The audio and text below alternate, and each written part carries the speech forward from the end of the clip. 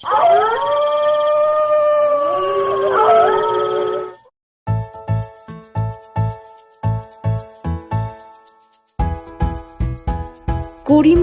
গরিব চাষি ভুবনের একটা পোষা মুরগি ছিল। সেই মুরগির ডিম হাটে বেচে ভুবনের সংসার চলত। সে মুরগিটাকে তার ঘরের সামনে বেড়ার মধ্যে রাখত।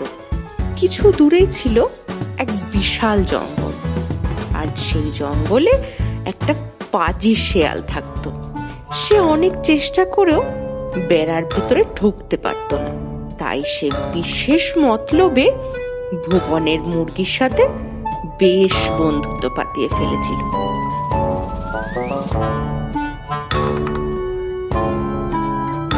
একদিন সন্ধ্যার দিকে মুরগিটা উঠোনে হেঁটে বেড়াচ্ছে। এমন সময় শেয়াল এসে বলল, কি হ্যাঁ মুরগি বন্ধু, কি করছো? খাওয়া দাওয়া হলো? আরে শেয়াল ভাই যে, এই সন্ধ্যের দিকে একটু হাঁটাহাঁটি করছি আর কি। তুমি এদিকে কি করতে? আর সত্যি কথা কি বলবো তোমায়, এই যে বড় জঙ্গলে আমি থাকি, একটা মনের মতো বন্ধু নেই আমার, জানো। তাই তো তোমার সাথে একটু গল্প করব বলে চলে আসি।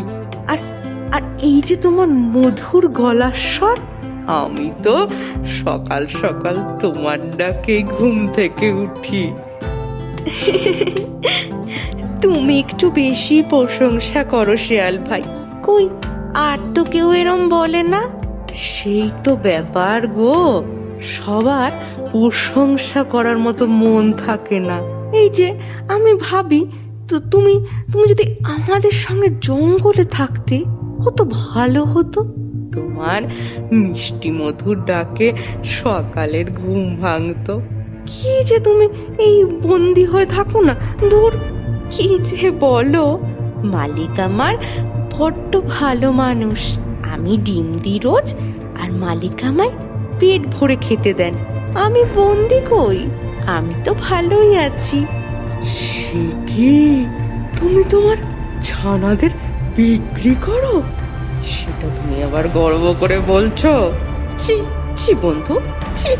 কিন্তু শিয়াল ভাই, এটাই তো নিয়ম। আমায় মালিক পোষেন, তাই আমাকে তাকে ডিম দিই।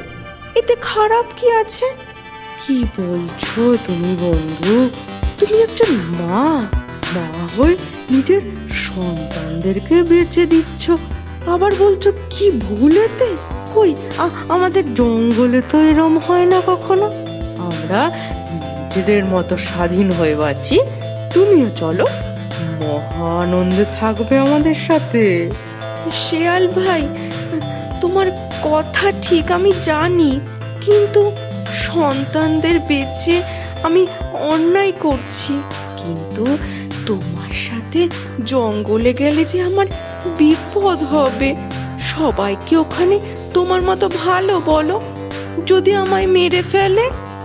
দুঃখ দিলে বন্ধু, তোমার শিয়াল বন্ধু থাকতে অন্য কেউ তোমায় খাবে? মানে মানে আমি তোমায় রক্ষা করব। তুমি বেরিয়ে এসো, এই বেড়ার ফাঁক দিয়ে বেরিয়ে এসো। চলো আমার সাথে জঙ্গলে, তারপর দেখবে জীবন কাকে বলে। এই শুনে মুরগি বেড়ার ফাঁক দিয়ে বেরিয়ে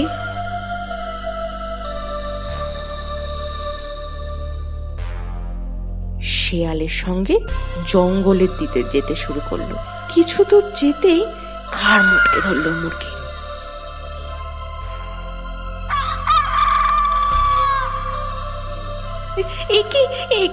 একি শিয়াল ভাই, তুমি কি করছো? অনেক বোকা দেখেছি, তোমার মতো বোকা দেখিনি এর পরের জন্মে। কারণ মিষ্টি কথাতে বিশ্বাস করো না। বলে শিয়াল মুরগিটাকে সাবার করে ফেললো, আর মুরগিও নিজের বোকামির শাস্তি পেল। গল্পটা ভালো লাগলে লাইক করুন, কমেন্ট করে জানান কেমন লাগলো, শেয়ার করুন নিজেদের বন্ধু বান্ধব আর রিলেটিভদের সঙ্গে, আর অবশ্যই আমাদের চ্যানেলকে সাবস্ক্রাইব করে দিন। আর আমাদের নতুন নতুন গল্পের নোটিফিকেশন পেতে সাবস্ক্রাইব বাটনের পাশে বেল আইকনটা এক্ষুনি প্রেস করে দিন।